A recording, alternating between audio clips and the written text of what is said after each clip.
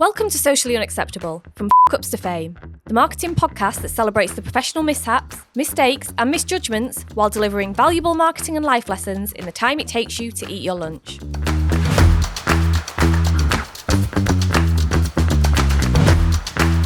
You say don't judge a book by its cover, but in this world of micro attention spans, it is important to make that first impact. So without wishing to give too much away from the book, if I am a small business without any real experience in doing customer insight or customer research, where, practically speaking, where can I start? What should I do first? Yeah, well, I would recommend setting up conversations with customers. Market research, I resisted the term for a long time because it sounds so boring. It's just like the image you have of people going around with a clipboard, and hence why, when I write about it, I try and, engage people with, the deeper reasons why it's so important to do it, de-risking projects, copy landing. Welcome to Socially Unacceptable, the only podcast for marketers and comms professionals that celebrates the biggest fails and marketing mistakes and helps you learn practical lessons from other people's misfortune, all so you can grow your brand quicker. I'm your host, Chris Norton, and I've worked in PR and marketing for more than 25 years, in more than 7 agencies and in a number of in-house roles. I've even taught PR at a university. However, 13 years ago, I founded Prohibition to do PR differently, using insights at its core. Today, Prohibition is Yorkshire's finest PR and social media agency, turning over more than 7 figures every year. In this week's episode, we speak to Katie Tucker. Katie is an inspirational product leader with over 12 years' experience leading teams and delivering standout products and services. In 2020, she founded Product Jungle, helping hundreds of businesses understand their customers better. Before setting that up, Katie worked in the fast-paced world of commodity markets and for a successful FTSE 100 company. In 2018, she quit the corporate 9-to-5 to travel the world for 10 months with her family, a life-changing experience which led to the creation of Product Jungle. Katie is a best-selling author and regularly appears in the press, in the Times, the Independent, the BBC and many, many more. This week is going to be useful because we delve into the world of understanding your customers and being a customer-centric brand or business. So sit back, relax, and let's hear how you can understand your customers more to get a better result from your marketing efforts. So, welcome to the show, Katie. How are you doing? Yeah, thank you. Yeah, thanks so much for having me. You're welcome. So, what can you tell us a bit about the company and a bit about your background and how you've got set up in the world of market research first before we get on to other things? Yeah, sure. So my background is actually initially in writing and journalism, and I spent quite a bit of time doing that in big companies for niche markets, financial markets. Then I moved into product management, which I'm sure a lot of your listeners will recognize as a function within big companies. And then basically I decided to go quit my job and go on a big world tour with my family. And when I came back, I thought, okay, I don't want to go back to my job. So I thought, which part is really valuable that's not being done necessarily well enough. And it was about that customer discovery, market research. So I set up Product Jungle, probably the name inspired by my travels, no doubt. And just started there, especially with smaller businesses who don't necessarily always have the budget and the resource and the know-how. But there's a lot of big companies that aren't necessarily doing this right either, to be honest. What, the market research, they're not understanding the customer, right? Yeah, they're not understanding the customer, or when they do, it's kind of the ways that they go about it. It's okay, we've done the survey, we've done the NPS, and that's kind of the research done. Or when they are accessing customers, the questions they ask aren't necessarily the right ones. So then when they're feeding that back into comms and marketing, it doesn't quite land, and it's why is that? And often, most of the problems come back to market research can answer a lot of those questions in a company when things aren't working. And I don't necessarily think it's always the default option to go for, because I think the word itself, market research, I resisted the term for a long time because it sounds so boring. It's just the image you have of, people going around with a clipboard but I had to lean into it because it is what it's called. Hence why, when I write about it, I try and, engage people with, the deeper reasons why it's so important to do it, de-risking projects, copy landing, and ultimately sales, money at the end. So I'm trying to kind of renew the market research's dusty, boring image with penguins. Yeah, well, let's talk about the title. So obviously you're in the corporate world, and then you wrote your first book, which is a kind of a big step. It's called Do Penguins Eat Peaches? It's recently been released. Do you want to explain the name, first of all? People are probably wondering why it's called Do Penguins Eat Peaches?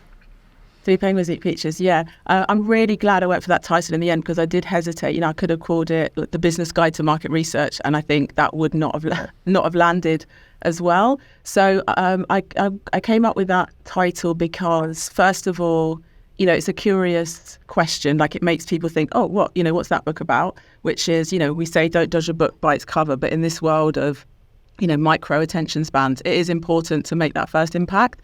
And then also it's about assumptions, and, the assumption would be, no, well, penguins don't eat peaches, what are you talking about?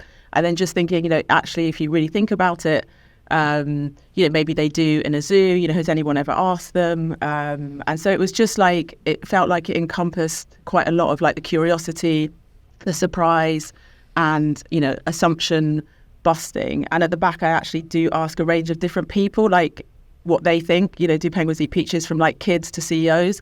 And it's really interesting, the type of answers that you get. And also I really like alliteration. So, it could have been polar bears, but it was penguins and peaches.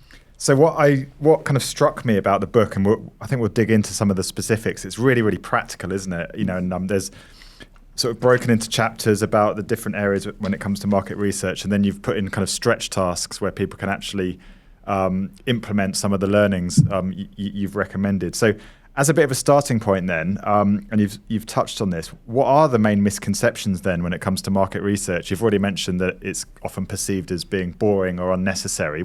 How else do people view it? Yeah, so there's I do actually start off with that in the book, as you've probably seen, some of the common excuses and barriers not to do it. So there is a big one is, I already know, I know my customer, so I don't need to do this. And that's always a dangerous place for any business or business owner. And it's still very common. And I'm sure you've seen, if you're working with companies as well, where they're oh, no, we don't really need to go and ask anyone. We know what our customers want. We've been in this business for 15 years. So there's a little bit of, that assumption that you just know. And I think that becomes a barrier. And that's quite difficult to untangle. And sometimes something has to go wrong quite badly for them to then realize, oh, actually, I should have probably listened a bit better. I think the know-how as well, I think, it's just an obvious statement to say, understand your customer, you need to understand your audience. We're bombarded with that message, on social media, from comms people, marketing experts, but I don't think anyone really tells people the how to do it well. A survey in itself is, you can do that in 5 minutes. And I think that's become the default for a lot of companies, but actually asking the right questions so you're getting the right insight, figuring out what is it you're trying to find out with that survey. No one's really telling people how to do that unless you're kind of in that niche UX research world. So I really wanted to, dig into practical things. Somebody could take the book and say, oh yeah, I can change, I've got a survey going out next week and actually I'm going to think about this a little bit more. Another common misconception is that you need to speak to it's going to take loads of time. You're going to speak to hundreds of people. And in fact, yeah, that's not really true either. There's a lot of things you can do with a small sample or really good conversations with 7 to 12 customers. You don't always have to do 100 people surveys and huge focus groups. So I think there's another area I'd say is that fear of failure, that fear of, oh, if we do go out and test it, or what happens if it doesn't land? What happens if people don't like it? And actually people would prefer, it's that sunk fallacy cost. It's okay, I've gone so far down this road, so I'm not going to check. I'll just keep going. We've already invested so much time into this and we've nearly built half the thing. So we'll just keep going. And kind of with blinkers. So there's a few things going on when it comes to why people aren't doing it. So that's the overall concept of the book. That's why it really, really interested us to get you on the show, is that the first chapter is all about, actually combines the two things that we like to talk about: public relations, because you got some PR, and you had a small failure. Obviously, this shows all we call this show's all about mistakes in the world of marketing. So, do you want to tell a little bit of? I mean, I know it's in the book, so people will have to buy it. But do you want to give us a little bit of an insight into how that came about? Yeah, so as I said, like I went on this big world tour with my family. We did a family gap year, and during that time, I did build up a following on social media, and not quite knowing where it was going to go. But I thought, okay, this is something that's quite out of the ordinary to do as a family. So I was sharing it, and I was getting quite good traction on Instagram. People were like, oh my God, I'd love to do that with my family. How did you do it? There was lots of questions. So when I came back, I thought, wow, I know how to do this because I've just done it with 2 kids. I think I could maybe do a course. And at the time there was a lot of people doing, like everyone was doing a course. So I thought, okay, I'll do a course and teaching people how to like prepare, not just from the practicalities, but also like mentally, and, because it's not all, flying unicorns when you travel the world with 2 kids. So I really wanted to do something quite practical. So I started writing the course in different modules. I roped in some people that I'd met along the way, other families, for like videos and testimonials. And in the back of my mind, I was probably not listening to the voice that was saying, have you checked, Katie? And I'm in this field, and, when it's so close to you, I think it's even harder sometimes to say, it becomes quite personal. And I was like, of course, I know what I'm talking about. Managed to get some media coverage, as you said, I think it was like the front page of the money section of the Times, about how we did it, how we financed it, with a link at the bottom, to find out more about the course. Which is great. And that's great, which was fantastic. Yeah. But the one thing I didn't do is I asked the classic mistake, like friends, family and friendly people, whether they thought it was a good idea. And obviously, I was desperate for this to work. I'd just quit, my job. I'd just come back from this trip. I was thinking, what am I going to do next? And so it had to work. Yeah. And as I say in the book, like COVID saved me, because COVID put an end to all travel plans, let alone, family travel plan. And so I had to stop. I had to I have to do something else, because obviously, I don't know when people are going to travel again. But it was a really good. I like sharing it, because I think people think that, people like myself who work in the research industry, in product and help people around customer discovery, are immune to some of the things that go on in your head when you're trying to do something for yourself. And you're not, you have to check in with yourself. And as I said, COVID put an end to everything. And I always say, COVID saved me on that one. But it was a good learning. And, sometimes you have to make a big mistake like that to not make it again. So is that when you decided to write the book then, when COVID happened? It gave you it gave you that period to write the book? It gave me a bit of, breathing space. I mean, I entered a business book challenge, and I thought, I need to do something. I'm going crazy at home, homeschooling. I think, everyone was in the same boat. Yeah. And it was just something to focus on for a few weeks. And I didn't actually win the challenge. The person who won got a publishing deal. And I did it, and I didn't realize how much I wanted it until I didn't win. And I was like, oh shit, I really actually want this. And, I am a writer at heart. That's what, I studied journalism, and I really enjoy writing. So, but, the publisher said, listen, Katie, I really like your idea, but if I Google you, there's nothing. Do you know what I mean? You haven't got a business yet. You haven't got a website. You haven't really got a following on your new kind of product jungle thing. And she said, listen, if you go away and you build something, then come back to me and, we can talk again. So that's what I did. And I spent 2 years building a following, figuring out what works. And the proposal that actually came out 2 years later was very different from the initial one that I submitted, which didn't even have the word market research in it, believe it or not. So it was actually a blessing in disguise, because I got the publishing deal eventually, and my book is better because of what happened, I suppose, during those 2 years. And I was, everything happens for a reason, Katie. That's what they say, don't they?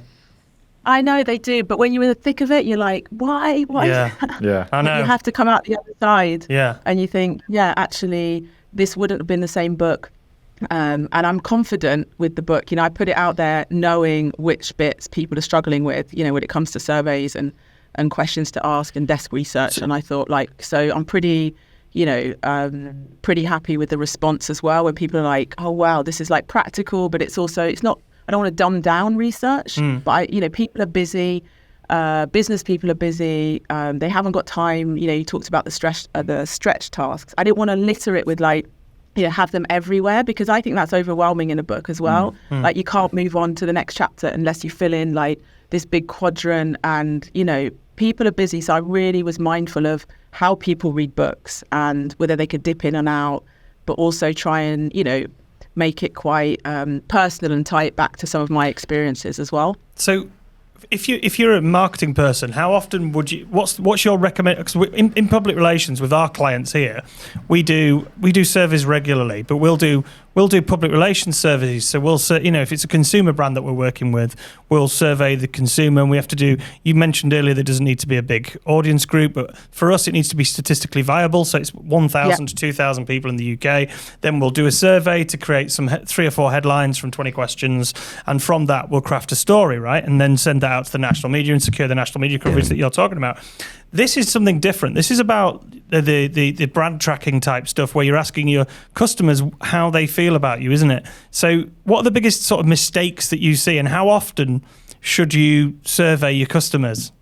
And how as well? I think we always think about surveys, but presumably there's lots of other ways we can do that as well.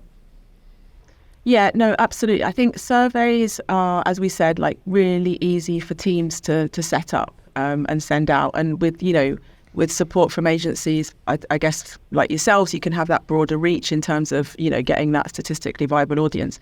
I think the surveys that I'm talking about, as you said, are about, understanding behavior, essentially, not just high level opinions, and using surveys to make a decision in your business in somehow, or move the dial for your business. Because so many surveys, and now I do tend to always open a survey if it comes, just to see often how bad it is, and I'm always thinking, what are you going to get out of this? And I think when you're crafting those questions, you need to think about what an answer could be. So let's say if you're doing something for a wine company, and you ask your respondents, how often do you buy a bottle of wine over a month or something, and somebody says 1, somebody says 2. It's okay, how relevant is that going to be for what you need to do later? Because a lot of the time, the questions you're asking aren't necessarily the right ones. So the longest part of a survey is the beginning, before you even write a question, figuring out, okay, not a survey for survey's sake, what am I trying to find out? And sometimes narrowing it down to 1 or 2 main themes, not trying to go everywhere. And then just regurgitating the responses afterwards. I've seen so many businesses, they do a survey, but they come back, they look at the responses, and it's more questions come. They haven't, they haven't actually gained any insight. And they're great springboards for doing a bit more research, and maybe then speaking directly to a bunch of customers to dig a little bit deeper into the behaviors. But I think, surveys, they're so easy to do that they become quite dangerous, because people also then make decisions sometimes on data that, is not necessarily the full representation of people's it's got bias in it. You're talking about bias, aren't you? Yeah, absolutely. And the way you craft the questions, and also just some simple things around, open-ended questions versus closed questions. Sometimes you go into a survey and the first question is an open-ended question, something really deep, to what extent, do you agree with Brexit? And you're the mindset someone's in when they're doing a survey is quick.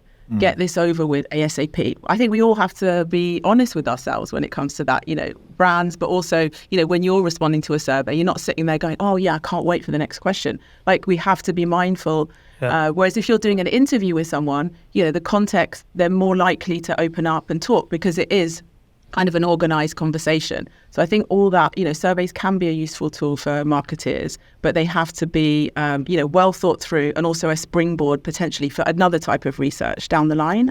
What's a shitty question then? So that made me smile in the book. You talk about there is such a thing as a stupid question, and you list. There is such. It's that, right? Yeah. It was that one. Yeah, it was that shit question.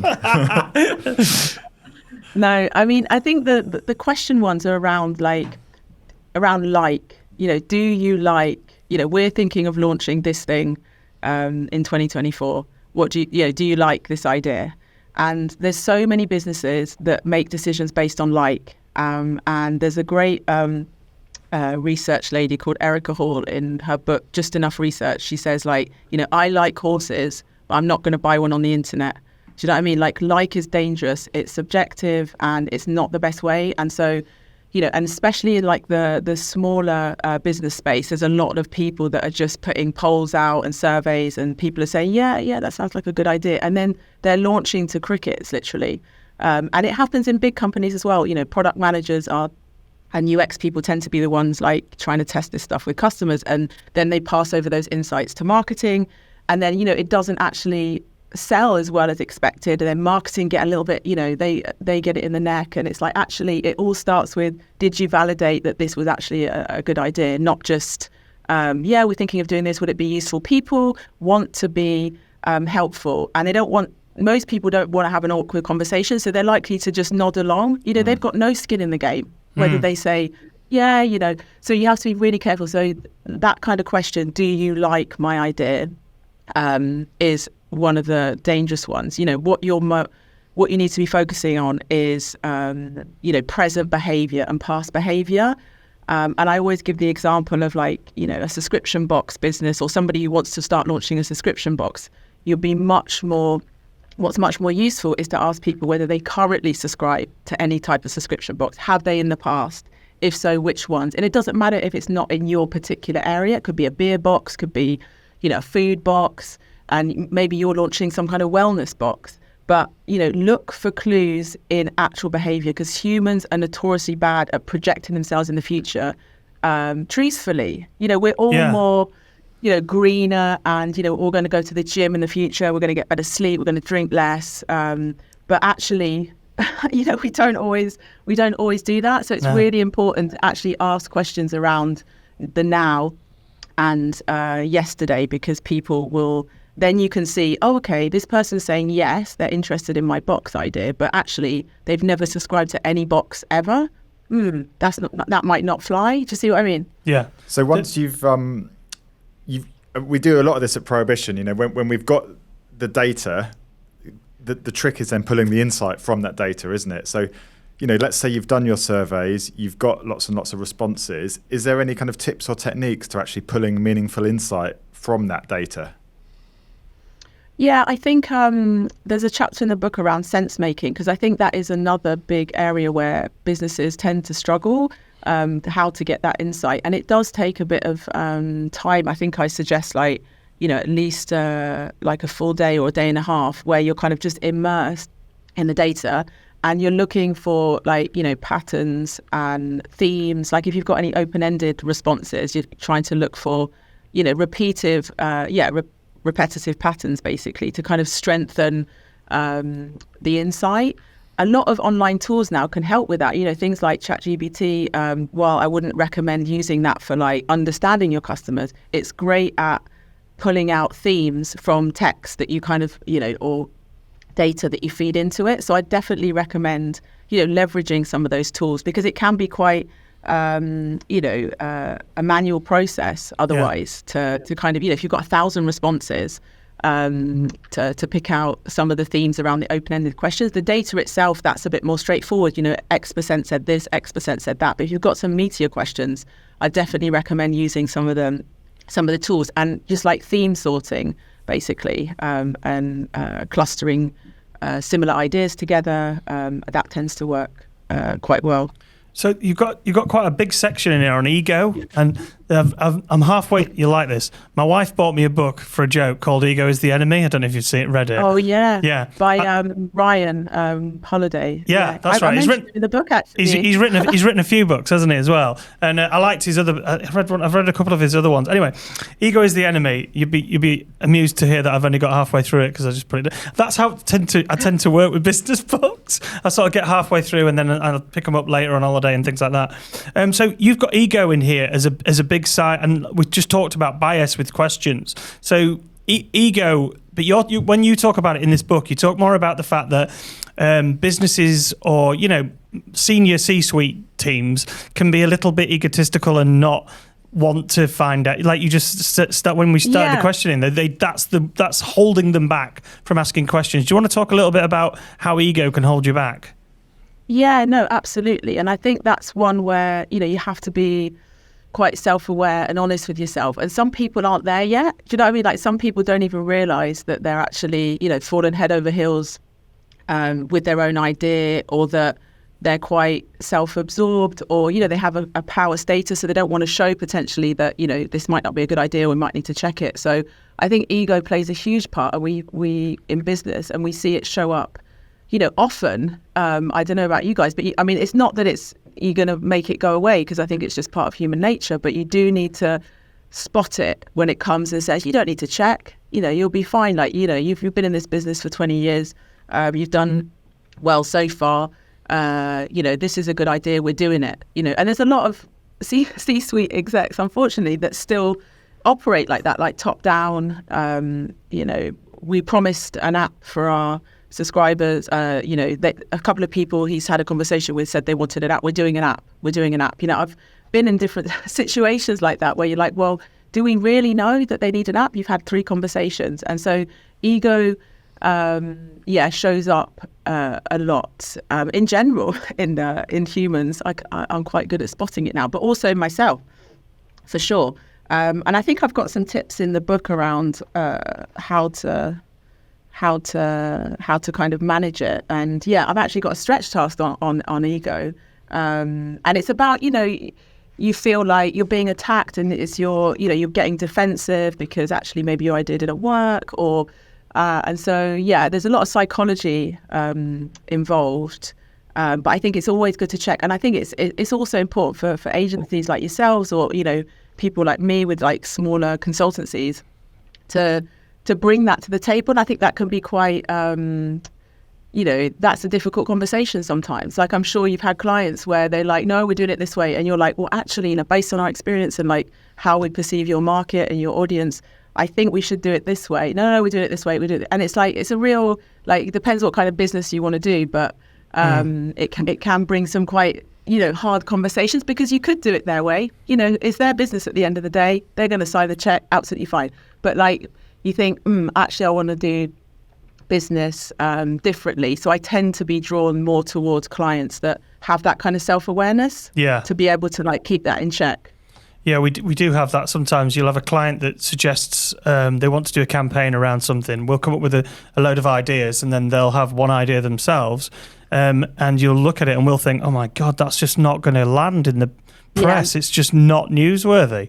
And then you push like edited versions back to them, and then they say, actually, we prefer our idea. Can we do this? And we keep trying to push back. And eventually we do their idea and we still get results, but we know damn well sure that the first 3 ideas that we suggested would have done much better. So I do know what you mean there. And you should listen to your partners as well. Like, so like if someone's working with you, for instance, right? So why don't you explain to us how you work with clients at Product Jungle? How does that come about? Yeah. So my routine is mainly around like the customer discovery piece and helping product managers and product marketers to create like relevant personas, ask the right questions, do value proposition statements to end up like creating the comms and the go-to-market type materials that are going to land. So I do a lot of work, like some mentoring. I do like training around customer discovery, what questions to ask, programs of research, like how often to do it, and things like that. So And it just seems to be like it's really hit a sweet spot where, product management is a role, like lots of people coming from different areas. I mean, now it's becoming more professional. And there's always a module on understanding your customers. But I think it's, when you've got big money on the line and you're creating like digital products that, with AI and, millions of dollars, you need to have that robust insight that this is going to work, because otherwise there's a lot of money to lose. So that's where I tend to do quite a bit of work. Increasingly also on like the actual campaigns itself. Like I've got, I really think like B2B brands, SaaS companies need to up their game when it comes to marketing and the copy. I'm a firm believer that it's not because you are a customer of a B2B company, like you're a financial analyst or, that those type of roles, that you're not also a human being, like with a sense of humor, with like, that watches Netflix in the evening, that, has jokes with his or her mates. And we tend to have this, as soon as it's B2B, it's a professional service, the copy is just, boring, vanilla. And it's like, I'm just waiting for a brand in the B2B space, but not like, a small startup, but, a quite well-established meaty company to change the tune when it comes to how they talk to their customers. And I think the people who do that, they will win. That's such an interesting point. Forward. Yeah, I mean, that's a conversation we have so often. Probably 40-50% of our clients here are B2B, and our view is just because it's B2B, it doesn't mean we can't be creative, and it doesn't mean we can't be engaging, because you're absolutely right. It's still people, isn't it?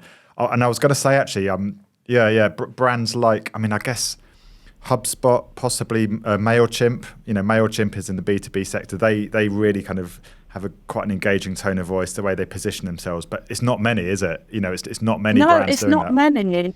No, I come across one recently because I've got, I send out a newsletter every Monday called Jungle Juice, and it's all about understanding customers with tips. And I think it was last week's I put in an example, and it's not B2B, but it's in a boring sector, which is contents insurance. I don't know if you guys have heard of Lemonade. Right, yeah. They're a new contents insurance provider, but they are different. Like if you look at their wording, even the way that the contracts are, you've got like an easy to read one where they'll just talk to you like, listen, if you drop your phone, you're covered for this, not like all the legal jargon. Obviously there's something like that behind it, but there is an opportunity for brands in less sexier, creative or, obviously creative industries, like to be braver and bolder and more human. And, in the big, like kind of big SaaS companies, when you're doing like, digital platforms for news, analytics and stuff like that, I'm just not seeing that come through. And I think, B2B, it's a busy place. You need to stand out, not just, check out our latest platform with like all these features. You need to understand your customer better than that. Like, who are they as people? What do they care about? And just try and be a bit more, it's just human. Like it really frustrates me. And I can understand the fear on the brands, on the business side, because they're probably like, how can we reconcile being professional and, selling this 20 grand products that, can make their lives easier or avoid them fines, and also be a bit more creative in the marketing. They're like, they think they're mutually exclusive, that you can't be professional and human. And I don't believe that. I think you can. I think you absolutely can. And I can't wait to see, a big B2B SaaS company, because things like MailChimp, they're still, people in the consumer world, they still know them. That's right. I think they do you know what I mean? But like a real like hardcore B2B brand doing something a little bit different with their marketing. I think there's lots to be gained from doing that. That's a challenge for any of our B2B listeners then. So, making B2B sexy. Yeah. And you should, and human, like you're saying, it's I completely agree with you. Yeah. And a lot of brands struggle with it because it just goes into everybody just copycats everybody else. This is the way we've always done it. And this is what our audience want because it's B2B. There's a whole argument as well that B2B marketing has become performance marketing and not really brand marketing. So like brand marketing has got more longevity, whereas performance marketing, you'll get more clicks today, but actually you'll do better overall. We've also got an episode that we did with Tom Basgill about 6 or 7 episodes ago that was all about B2B marketing and thought leadership. So if you're into your B2B, check that episode out. So just circling back to the book again then, a couple of additional points from me. I guess coming to the book and coming to the kind of the market research sector, I probably wrongly assumed that you need to be a massive company to do this. You need huge budgets. But reading the book, there was a lot of kind of focus on the smaller, the SMEs and smaller businesses and their ability to actually deliver market research. Is that right then? You don't need huge budgets. You can get a better understanding of your customer regardless of how big you are. Yeah, no, I think definitely. And that's why I wrote this book, because I felt there wasn't a book that fitted, in that space of actually, there's loads of books about, drier books than mine about how to do this well, market research. And, but they're aimed at the people who are already like in corporates or have a good understanding of customer research. They're in the UX teams or, the data teams. And there was nothing really for, the ones who have never worked in a corporate, so don't really know their way around the jargon and the lingo, the different roles. But I'm a firm believer that there is such a thing as good enough. Like, don't make the budget and the teams and the expertise a barrier. There are some simple things that you can do, and it's all about moving the dial, reducing that risk a little bit more. So you can definitely do a lot by yourself if you're a smaller company, and I think smaller businesses actually have an advantage over bigger brands who are dying to be more authentic and get closer to the customer, feel like, as a smaller business, you often are by default. So you have got that relationship. So it'll be easier to set up customer interviews. You're more likely to get good survey response rate because, you're just by default closer. So I think there's a lot of things going for smaller businesses in terms of how to do this well. And, at the back of the book, I have got 3 different ways of doing it. Like if you want to start small, because I don't want to overwhelm people. Small business owners are already quite overwhelmed like this, because you're everything. You're the marketer, you're the product person, you're the finance person. You're doing everything. So I really wanted to have a bit of a blueprint at the end to say, listen, if you haven't got loads of time, this is kind of the minimum that you can do. If you've got a bit more budget and more time, you've got a few people to help you, here's another way. Or you got the one in the middle. It's kind of the 3 ways. So yeah, I do believe, and it can really move the dial. All the small businesses I've worked with, sometimes I've created discussion guides for them for interviews.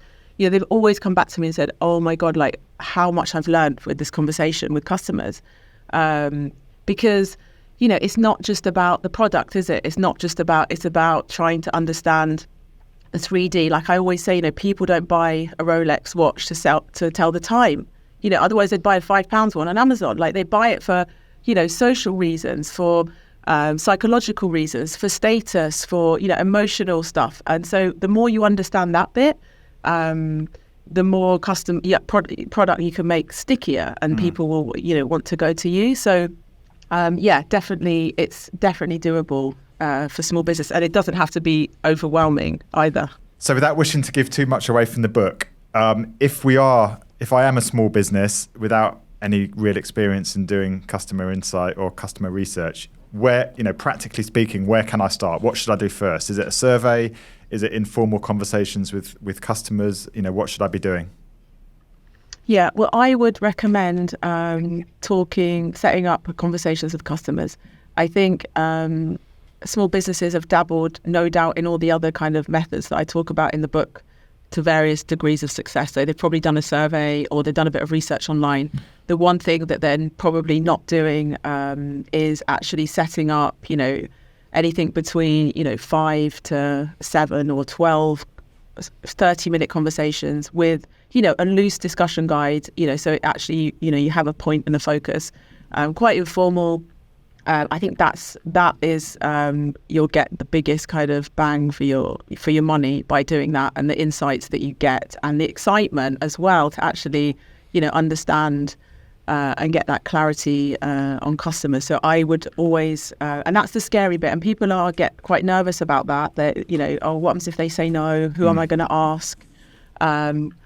but just do it. Like, just do it. Actually, customers, they feel quite valued, and those conversations tend to be quite not therapeutic, but a lot of customers come out and say, wow, like they feel listened to, they feel heard.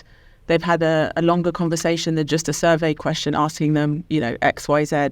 And I think, it's part of our responsibility and our role as businesses to ensure that we're creating stuff that our customers actually want and need.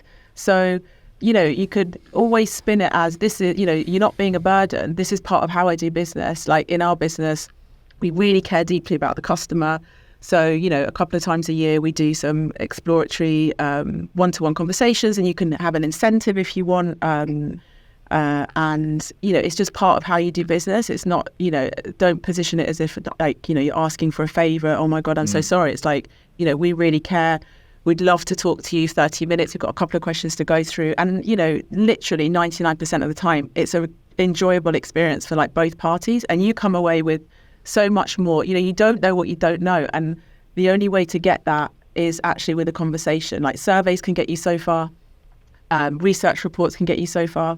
But nothing beats that, live conversation with, as you guys know, loving podcasts to get all the rest, all the juicy stuff. Something we haven't talked about, which feels like the obvious question, actually. And I think through this conversation, you've really made a compelling case that we should all be doing more customer understanding. We should all be doing market research. But why? What's the benefit of it? What are we going to get out of it? Yeah, so I think, that I think I can think of loads of use cases. I think like, especially around risk and reducing the risk of something working or not. Like there's nothing more soul destroying than putting a lot of time, a lot of effort, and you can have passion and you can work hard and you can be all these things, but it doesn't guarantee the success of your product and service. So, it's really about reducing the financial risk. It's about, speeding up things, making smaller decisions incrementally instead of like sitting on something, launching it, and then it doesn't quite work, and then you're back to the drawing board.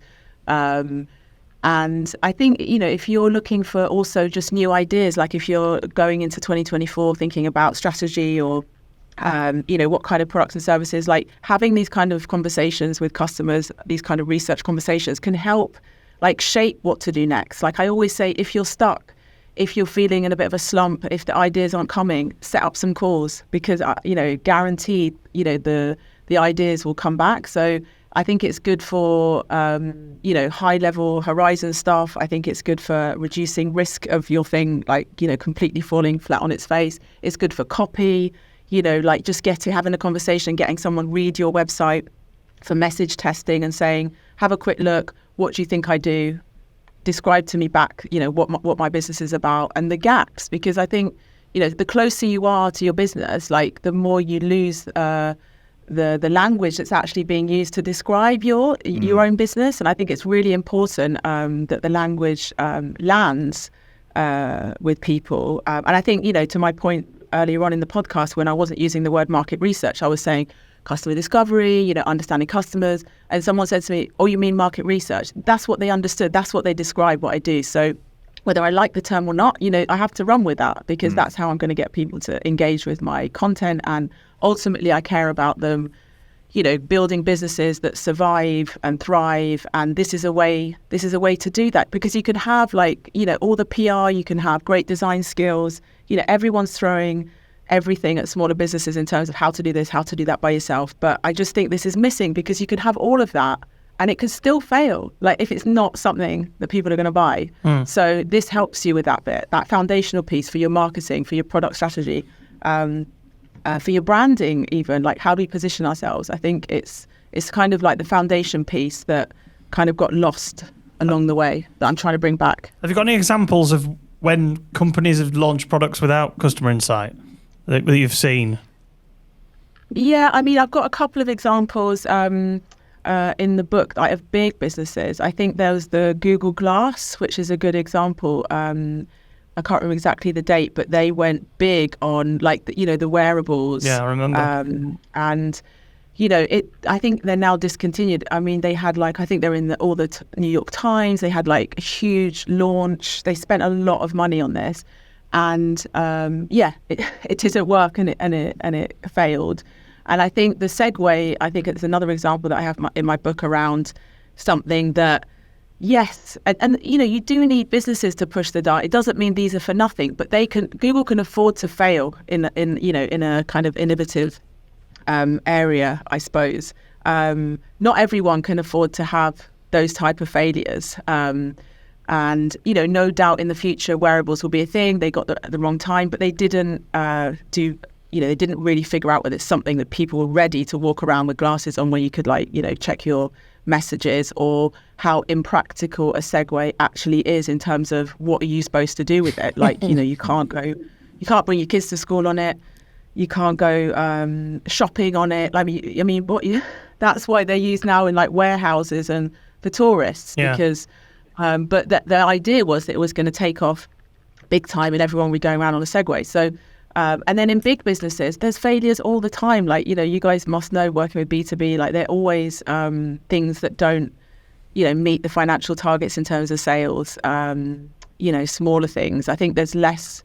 People don't really do the retrospective sometimes to see why. They just move on kind of to the next thing, or kind of brush it under the carpet. But there's lots of kind of examples. I try and save them as well. CB Insights has got a brilliant. You guys know CB Insights. It's just this big, the insight company. They're really good actually with their branding and messaging. But they also publish once a year loads of failures. That might be something you guys heard. I was going to say, love that. I just had a vision of Will going to the local Tesco's, riding a Segway with a pair of Google Glass on. With glasses, yeah. One for you, Chris. Do you think the metaverse is an example of a lack of customer understanding? Because that has... Great question. Yeah. I don't know well, Facebook changed its name to Meta because they felt that the metaverse was a thing. And the computer game... The currency in computer games being transcendable across multiple games. So if you've got FIFA points and you've got money in what do they call it in Fortnite? You could have money in Fortnite. You could have money in different games. The concept's a sound one, but the Second Life thing was have a second life in Second Life. That's been out for years and years and years and years, and then Meta have just tried to own that. And I think this might be one for because people Katie. don't want it and they're not ready for it, are they? I still don't think it's really taking off. No, what do you think, Katie, about the metaverse? Yeah, I think it's it feels a bit ego driven, that one as well. Someone's come up with this crazy idea, and they can probably afford to fail or to change along the way. But you've got to be quite wary of brands who I suppose are trying to tell people what own to a do, space. or okay, this is the new way. I think, it's probably the timing wasn't right. Out of COVID, I think a lot of brands got it wrong in terms of reading the mood of how people were feeling coming out of it. It's just because we've been at home for 2 years, we're all going to just want to stay in this digital universe. And I think actually the contrary is happening. I think people are craving emotion, connection, humanness, and more post-COVID. I tell you who did get it right, to take it right back to your travel idea.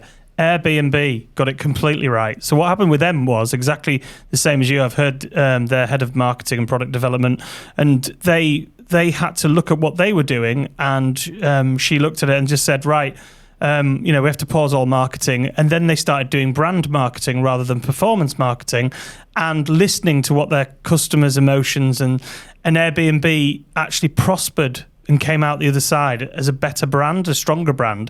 So people now Google Airbnb.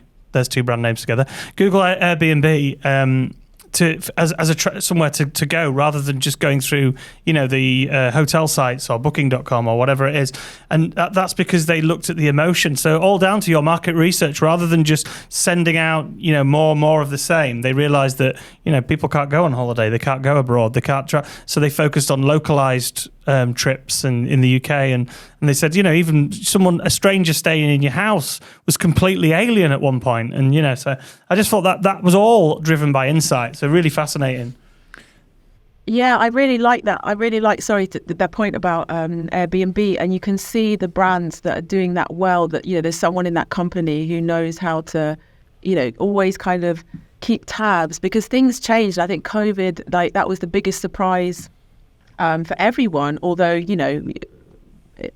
experts would argue that was on the cards for a long time to have this type of thing. But, we need to be ready, I suppose, for these things. And we're not going to have, hopefully, another one soon. But, the brands that did it well, it is about listening, listening. Don't set, co-create, try and figure out what people need. And at that point, it was about the emotions and not panicking and saying, oh, my God, we're like a hotel, like a Airbnb is all about travel.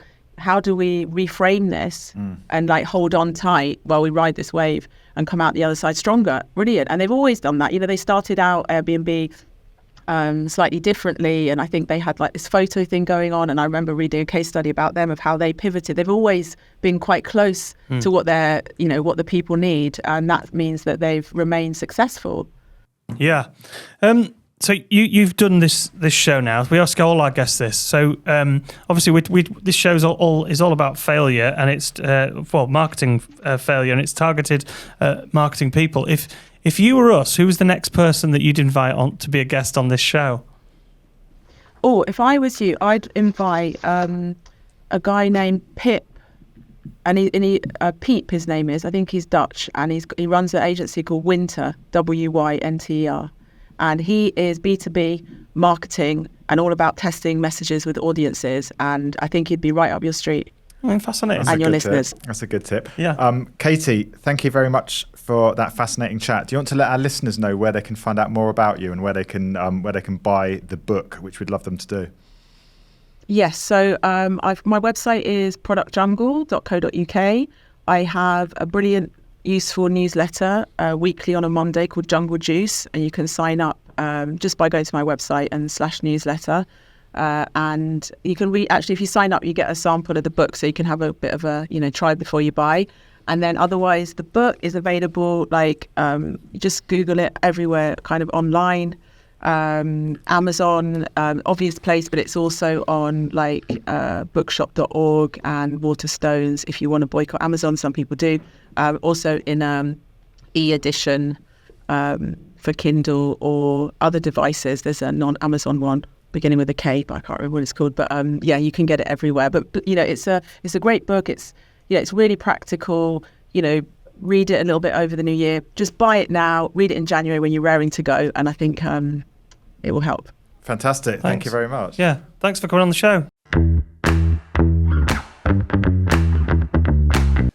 Okay, so that was Katie then, Katie Tucker, and she came in to talk about Do Penguins Eat Peaches, which is her latest book that's an Amazon bestseller already. What did you make about that interview, Will? Because I felt she was very much an expert in product development and marketing research around that area. It was great to have a real expert in that field, because working in PR, we're not experts in product development and market research in that particular field, if we're honest, are we? No, I mean, what was great about that, and what's great about the book actually, is how practical it was. And I think this, the larger corporates might be quite familiar with customer understanding, market research, that side of things, but certainly the kind of the medium to smaller end of that, they're probably not really doing it. And what I got from that was some really good, useful, practical steps in terms of how people can do it. And often it's a conversation, isn't it? As she said, it might be speaking to 10 customers and just putting ego aside, which I think we can all do from time to time, and actually listening to customers in an unbiased way and acting on that insight. And I think they will tell you some really fascinating things. Ego definitely gets involved in a lot of decisions on campaigns. I'll just make sure my name goes ahead of his in the introduction, Zach, yeah? Yeah. I know, yeah, but all jokes aside, like you're talking about bias in questions and in campaigns, it feels like ego does become a bit of an arrogant way of, and so market research, what I'm trying to say, is key. You need to understand your customer. You need to stop being arrogant and egotistical and think, right, let's listen to, we've got this product. Let's test 3 products with our core customer base and see what they think. That's essentially what she's talking about. The book is mainly about being a customer-centric business, which is sound for any brand or business, whether B2B or B2C, isn't it? And she had some good points on B2B as well, which I know Tom Basgill in his episode talks a lot about. You're marketing to people, humans, not brands. That's the big takeaway for me. B2B, it's not boring to boring, is it? And that's such a ridiculous old-fashioned attitude. You're still marketing to people, and it's an absolute cop-out if you think your B2B brand can't be engaging, can't be entertaining, and can't be interesting. And I think every B2B brand should strive to do that. Definitely. What was good for me, actually, was the parallels of what Katie was talking about with a lot of our other episodes, actually. You already mentioned Tom Basgill's episode, but Paul Sutton, who launched, I'm not going to be able to pronounce this, am I? The Pet Extraordinarium. And a lot of what he talked about, actually, in his episode, which we'll link up, is the fact that he hadn't necessarily done that deep market insight. He had an idea, he thought it would work, and he potentially made the mistake of thinking he was the customer. And if you listen to that episode, you'll actually hear about the struggles he had along the way. So his story is fascinating, though, and he did really well. And bless him, Paul's got a massive podcast of his own, and he took the whole interview and he said it was one of the best interviews he's done. He said, "Can I share the whole thing on my own podcast feed?" I was like, absolutely, what a great guy. But his story in that is well worth listening to the Paul Sutton episode, definitely. Yeah. So I think massive thank you to Katie, and I think actually looking forwards we'll strive to get more deep subject matter experts on the show, because I think there's real value to our audience. Yeah, there. Definitely. And market research is interesting. It can be interesting.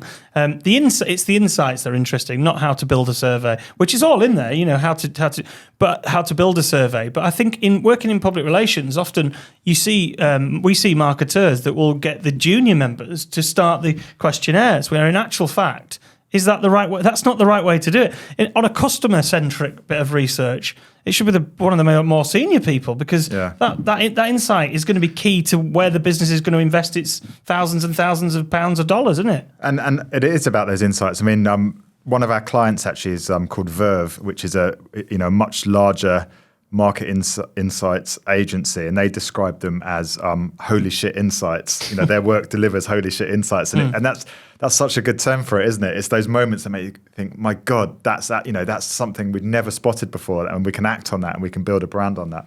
So thanks for listening to Social and Acceptable and this episode. Make sure that you click on subscribe. We need every subscriber we can get, and as I keep saying, we're looking for our furthest subscriber. So wherever you are around the world, if it's not in the UK, let us know where you are, because we're interested, and we'll share it on the show. Where are they at the moment then? Where's the furthest? I think we've got Wakefield. Clickeaton. Yeah. So we're number 41 in marketing in Pakistan at the moment. So we must have some. We've got Australian listeners, haven't we? We've got listeners in New Zealand. We've got several American listeners. There was one in Norway as well. So, but it's always interesting to hear where people are listening to it. So please subscribe, and you can find all the information on sociallyunacceptable.co.uk. We will see you in 2 weeks. Keep on fucking up, and we'll see you soon. Thank you for listening to Socially Unacceptable. Please remember to subscribe to the podcast and leave us a 5-star review. Don't forget to follow us on social media, on Twitter and Instagram at ProhibitionPR. We would love to hear some of your career fuck-ups so we can share them on the show. For more information on the show, search ProhibitionPR in your search engine and click on podcasts. Until next time, please keep pushing the boundaries and embracing the socially unacceptable.